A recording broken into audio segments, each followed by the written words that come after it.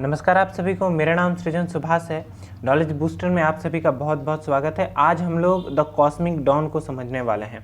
Cosmic don एक बहुत ही important topic है जो अभी न्यूज़ में चल रहा है। साइंटिस्ट हाल ही में कह रहे हैं कि हम लोग जब यूनिवर्स पहली बार लाइट में नहाया था, जी हाँ, पहली बार लाइट में नहाया था, यानी कि लाइट जब पहली बार यूनिवर्स में आया था और पहला जो स्टार है वो फॉर्म हुआ था, पहला सोलर सिस्टम फॉर्म हुआ था, इसको हम लोग देखने वाले हैं। कैसे? धरती पे बैठ के। क्या ये पॉसिबल है? ये सब कुछ जानेंगे हम लोग। यही क्वेश्चन है कि कॉस्मिक डॉन होता क्या है। तो देखिए, कॉस्मिक डॉन क्या होता है। डॉन शब्द का अर्थ होता है सुबह जो होता है और रात जो होता है उसके बीच एक समय होता है जहाँ पर ना धूप होती है और ना ही अंधेरा होता है, तो उस समय को हम लोग डॉन कहते हैं। तो बस उसी का यहाँ पर यूनिवर्स का वर्जन है कॉस्मिक डॉन, यानी कि जब यूनिवर्स में पहली बार डॉन हुआ था उसको कहते हैं हम लोग the cosmic dawn, the first bath of light. और डस्क एक शब्द होता है, इसका अर्थ होता है जब अंधेरा होने वाला होता है और जब सूर्य ढल जाता है, तो इन दोनों के बीच में भी एक समय होता है जब ना धूप होता है ना अंधेरा, इसी को डस्क कहते हैं। खैर, तो क्या साइंटिस्ट वाकई में देख पाएंगे जो पहला स्टार जो फॉर्म हुआ था इसको धरती पर बैठे बैठे? ये हम लोग आज जानने वाले हैं इस वीडियो में। तो चलिए लेट्स गेट स्टार्ट। देखिए, जो यूनिवर्सिटी कॉलेज ऑफ लंदन है और यूनिवर्सिटी ऑफ कैम्ब्रिज है, इन्होंने एक स्टडी की और कहा कि जो सबसे अभी जो सबसे 6 डिस्टेंट गैलेक्सीज हैं, जो सबसे दूर हैं अभी, ठीक है, इन्होंने लगभग यूनिवर्स के टाइम जितना यूनिवर्स पुराना है, तो यूनिवर्स कितना पुराना है आप कमेंट सेक्शन में आंसर कीजिए। तो कहते हैं कि लगभग जो यूनिवर्स पुराना है उतना समय इन लोगों ने ले लिया है यहाँ तक पहुँचने में, यानी ये लोग यहाँ नहीं पहुँच रहे, इनके लाइट ने यहाँ तक पहुँचने में। चलिए मैं आपको बता देता हूँ कि यूनिवर्स जो है 13.8 बिलियन ईयर्स, ऐसा साइंटिस्ट का एस्टिमेट है कि 13.8 बिलियन ईयर्स पहले यूनिवर्स की शुरुआत हुई थी। और ये जो सबसे डिस्टेंट गैलेक्सीज़ हैं, 6 डिस्टेंट गैलेक्सीज़ पर ये दोनों यूनिवर्सिटीज़ रिसर्च कर रही थी, तो कहते हैं कि इनसे लाइट पहुंचने में धरती तक लगभग 13 बिलियन ईयर्स ले लिया गया है। 13 बिलियन ईयर्स का समय ले लिया गया है, लगभग इतना समय जितना कि यूनिवर्स बना था।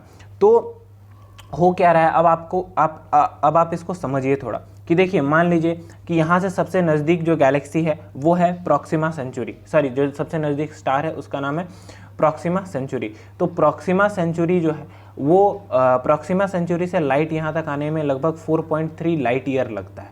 यानी कि लाइट ईयर क्या होता है, तो एक साल में लाइट जितनी दूरी तय करती है उसी को लाइट ईयर कहते हैं, ठीक है।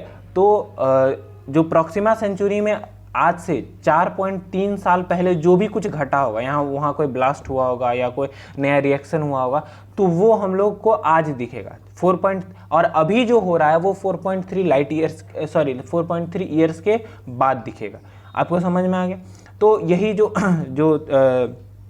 ये जो 6 सबसे डिस्टेंट गैलेक्सीज हैं, इससे जो लाइट एमिट हुई है वो चलती रही और 13 बिलियन ईयर्स के बाद अगले साल में ये हमारे अर्थ तक पहुंच जाएगी, ऐसा साइंटिस्ट का स्टडी कह रहा है। और तब तक एक नया टेलीस्कोप जिसको कि जेम्स वेब टेलीस्कोप कहते हैं, आप इसका नाम याद रख लीजिए, नवंबर तक यानी कि 31 अक्टूबर को ये लॉन्च होने वाला है, यानी लगभग बेसिकली आप नवंबर कह सकते हैं को लॉन्च हो जाएगा। और उसके थ्रू हम लोग ये देख पाएंगे, पहली इमेज को कैप्चर कर पाएंगे कि स्टार्स कैसे फॉर्म हुए थे, कैसे 250 से 230 मिलियन साल के बाद of the beginning of universe star form हुए।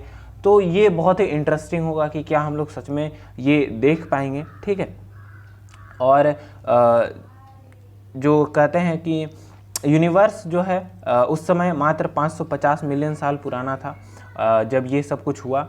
और एक बात और कि हाइड्रोजन सिग्नेचर को देख करके ही पता लगाया जाता है कि कोई स्टार कितना पुराना है, और जब स्टार पता लगेगा तो उसी से फिर ये पता लगाएंगे कि वो सोलर सिस्टम या फिर वो जो गैलेक्सी है वो कितनी पुरानी है। तो आई होप आपको ये समझ में आ गया होगा कि ये क्यों चर्चा में है।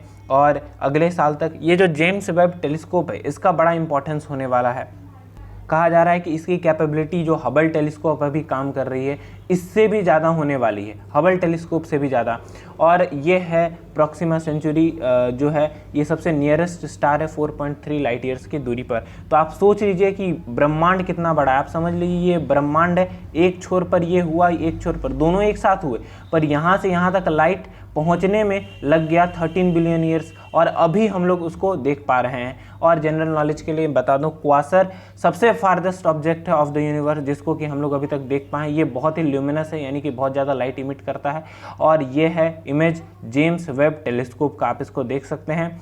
और ये चीज़ आप बिल्कुल सर्च करें कि स्टार का डिस्टेंस हम कैसे निकालते हैं और स्टार का एज हम लोग कैसे निकालते हैं। ये आपका होमवर्क एक तरीके से कह लीजिए कि आप इसको समझिएगा कि जो स्टार का डिस्टेंस है यहाँ से यहाँ तक, ठीक है, ये हम लोग कैसे निकालते हैं कि स्टार कितनी दूरी पर है, और फिर इसका लाइट यहाँ तक कैसे पहुँचा ये भी आप समझिएगा। और एक चीज़ कि जो स्टार है वो कितना पुराना है, ये सब भी आप समझिएगा। देखिए ये था वीडियो, ये हमारा टॉपिक था।